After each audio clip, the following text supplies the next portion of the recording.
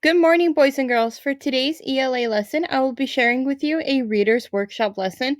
Our learning objectives for today is students will make simple inferences. Students will identify the moral or lesson of a story. Last week, we started reading Charlie and Mouse and Grumpy. And today, we're going to finish the book. As we finish the book, I want you to think about any lessons that you might learn from the story, something that you can use in your own life. For example, the lesson of a story might be kind to others or always try your best. We have talked about finding the lessons in a story through the past stories that we've read in our benchmark books and our Reader's Workshop books. For example, fables and folktales are really good stories for us to read and find the lesson that our character learns. Let's see if we can find a lesson in our book today. Let's read. Today, I'm going to be reading the last two chapters of our book, starting with chapter called Songs.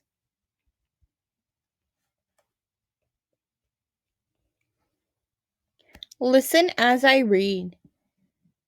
Mom and Dad were missing. Mom and Dad were on a date.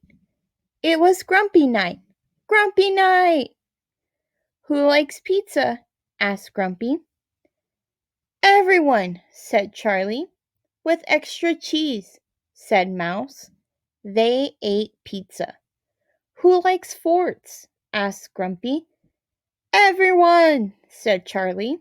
I'll get the flashlight, said Mouse. They built a fort. Who likes movies? Asked Grandpa.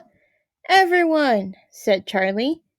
But not too scary, said Mouse. They watched a movie about a not too scary dragon.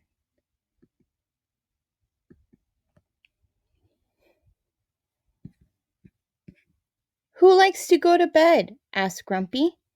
Now you are being silly, said Charlie. Nobody likes to go to bed. It looks like Mouse does, said Grumpy. Now let's stop here. Why do you think Grumpy said it looks like Mouse does about going to bed?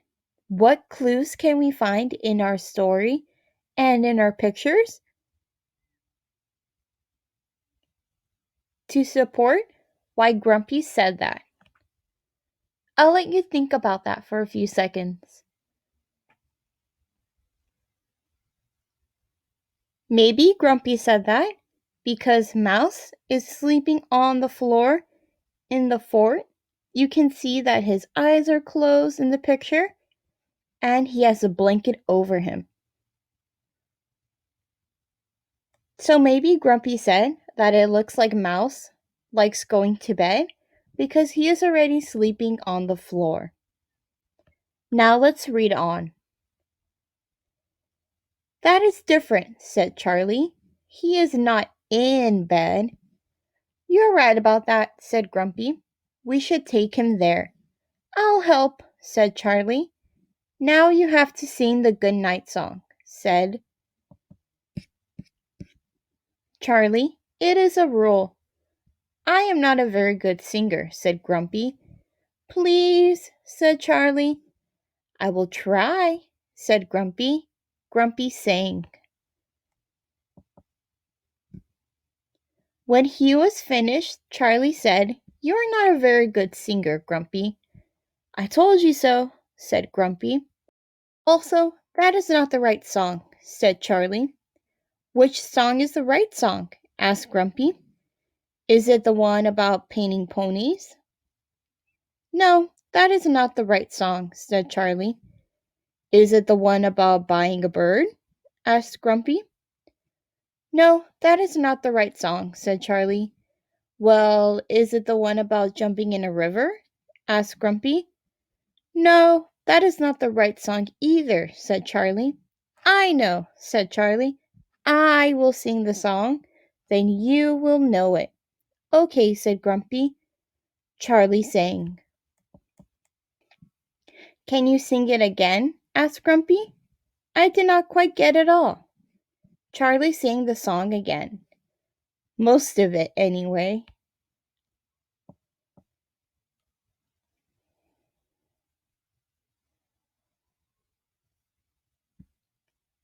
Goodbye. Charlie and Mouse watched Grumpy pack. Blanket watched too. They were all very quiet. Mouse sighed. Blanket is sad. Why is Blanket sad? Asked Grumpy. Now let's stop here and think.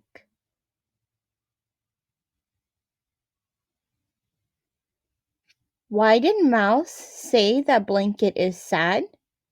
What could Blanket be sad about? I'll give you a second to think about our story.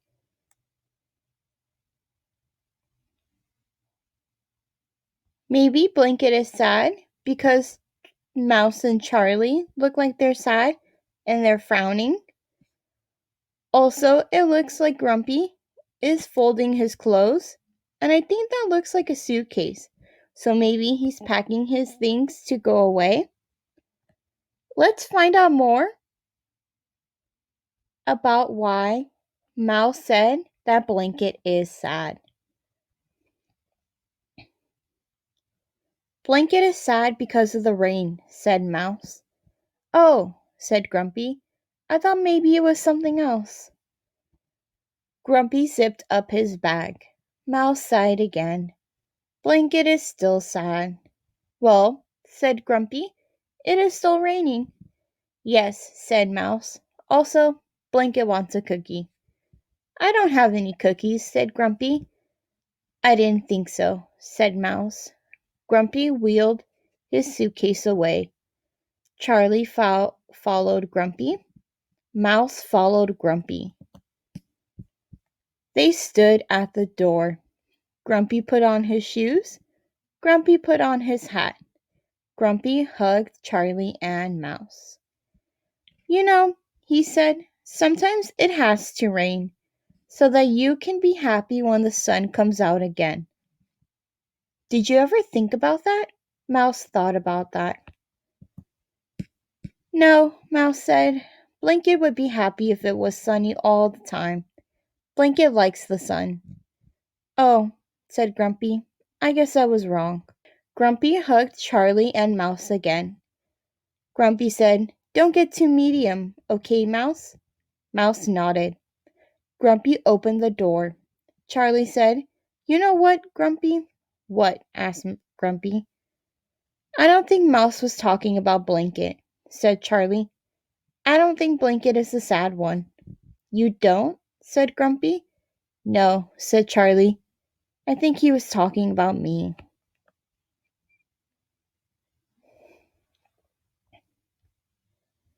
So it does seem that Charlie is sad because Grumpy is leaving. And he's not sad about the rain, he's just gonna miss his Grumpy. And here they are hugging, and look, the boys have frowns on their faces. They wrote a letter. Dear Grumpy, you forgot your toothbrush. XOXOXXO. Charlie and Mouse. P.S. Come back soon. The end. Now that I finished reading,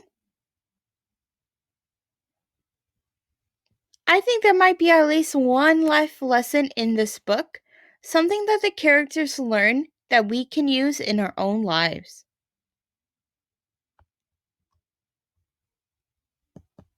I have a graphic organizer to organize all the information we have about the life lesson in this book.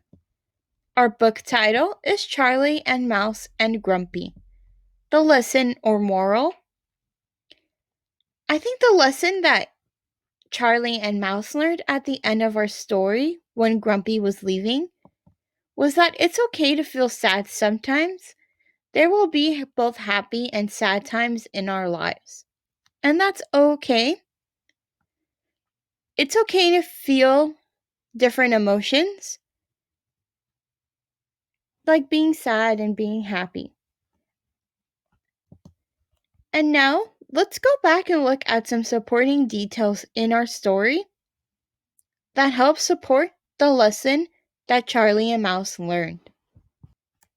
We want to look at a very last chapter of the book because this is going to give us all of the supporting details for our lesson.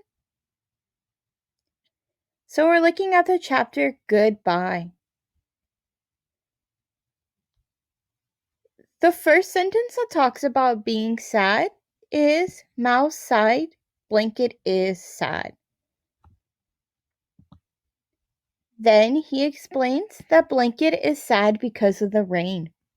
So that's a very good detail that I will add to my graphic organizer.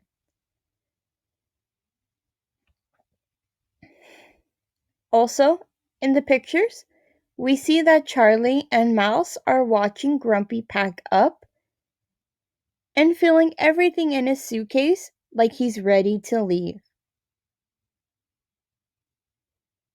We learn later on that both of them are sad because Grumpy is leaving.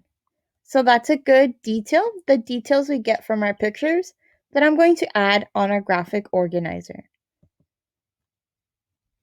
Before Grumpy leaves, he tells the boys that sometimes it has to rain so that you can be happy when the sun comes out again. This is also a very good detail to add to our chart, that it's okay to be sad because we will have sad and happy times in our lives.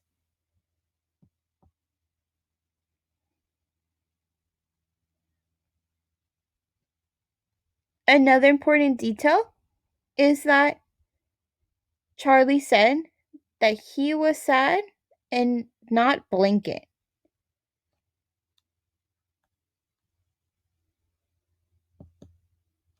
Then our last page shows us when Charlie and Mouse are hugging Grumpy goodbye, they have frowns on their faces. So that tells us that they are sad that he is leaving. But then they are excited for Grumpy to come back soon to visit again, and that will be a happy time in their life. So all of these are very good details that support our lesson. So everything that I shared while going over the story again, I added in this graphic organizer. I said the supporting details to our lesson, that it's okay to feel sad sometimes. There will be both happy and sad times in our lives. Our supporting details are that Mouse sighs and said that Blanket is sad because of the rain. Charlie and Mouse watch Grumpy pack up to leave. Grumpy said that sometimes it has to rain so that we will be happy when the sun is out. Charlie said that he was the one who was sad, not Grumpy. And then when Charlie and Mouse hug Grumpy, they have frowns on their faces, but they are excited for Grumpy to visit again. These are all the supporting details I found in that last chapter of our story. Today, we talked about the lesson in our story, Charlie and Mouse. Lots of fiction stories have life lessons in them, and we can sometimes use those lessons in our lives. When you finish reading a book on your own, ask yourself, what did the character learn? And is that a lesson I can use in my own life? So as you read, ask yourself, is the author trying to teach me a lesson? And when you find a lesson in one of your books, you can always write it down to help you remember what the character learned and what can you learn about life. So now it's time for your activity. I would like you to read a fiction story. A really good type of fiction story to read are fables and folktales because they always have a lesson or a moral that the character learns at the end of the story. If you would like some recommendations, please send me a message and I can recommend a story to read. We have read a lot of fables and folktales, especially in our benchmark, like The Boy Who Cried Wolf, Ants and the Grasshopper, How Sun and the Moon Lived in the Sky. After you're done reading, please write down the lesson of the story. Think about what the characters learned in the story and write at least one supporting detail as to why that's the lesson of the story. So I was able to find a lot of supporting details, but I'm asking you to write at least one. If you can find more and you want to write them out, that's totally great.